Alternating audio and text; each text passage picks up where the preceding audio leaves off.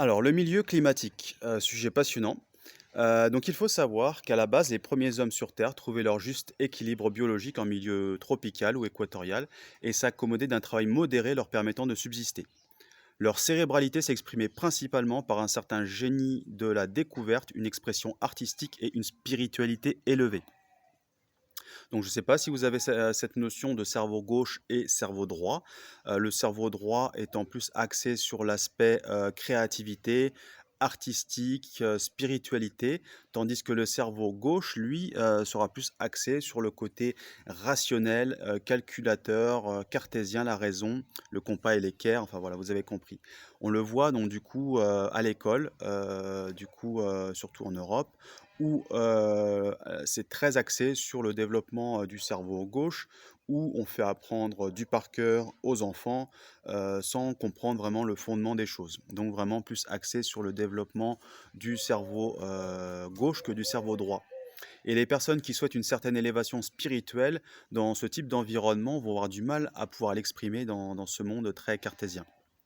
Alors la spiritualité, ce n'est pas la religion, hein. La spiritualité, c'est lié à l'esprit, c'est le contraire du matérialisme.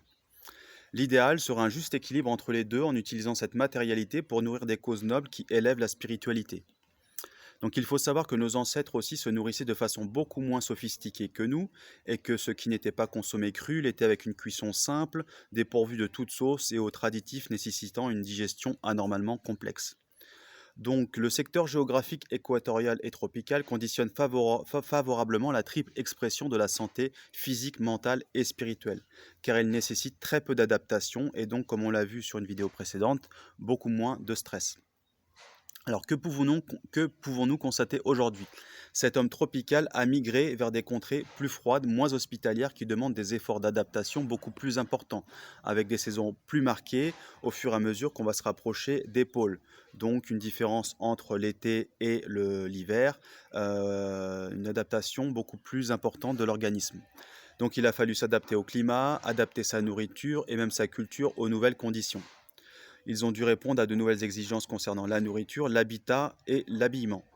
L'industrialisation a commencé à se mettre en marche vers un besoin de productivité pour répondre aux besoins de l'adaptation au climat, puis au désir par la suite.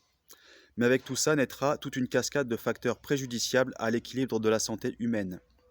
Donc on ajoute à cela tous les changements de rythme, les changements d'heure, une météo aléatoire et changeante où on peut parfois, comme on le voit en Europe, avoir les 4 saisons dans une même journée, le tout en menant de front sa vie professionnelle et familiale.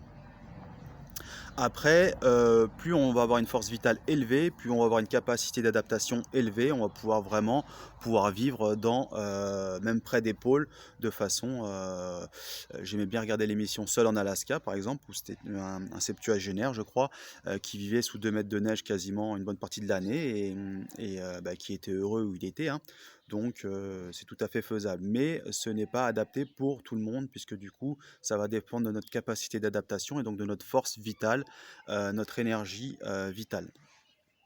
Voilà, donc il est plus aisé, on va dire plus on va se rapprocher, de l'équateur, moins on va être brusqué, moins il va y avoir d'adaptation, que ce soit entre les saisons où chaque jour on va avoir une météo qui est, on va dire, qui n'est pas brutale, qui va pas changer, brutalement.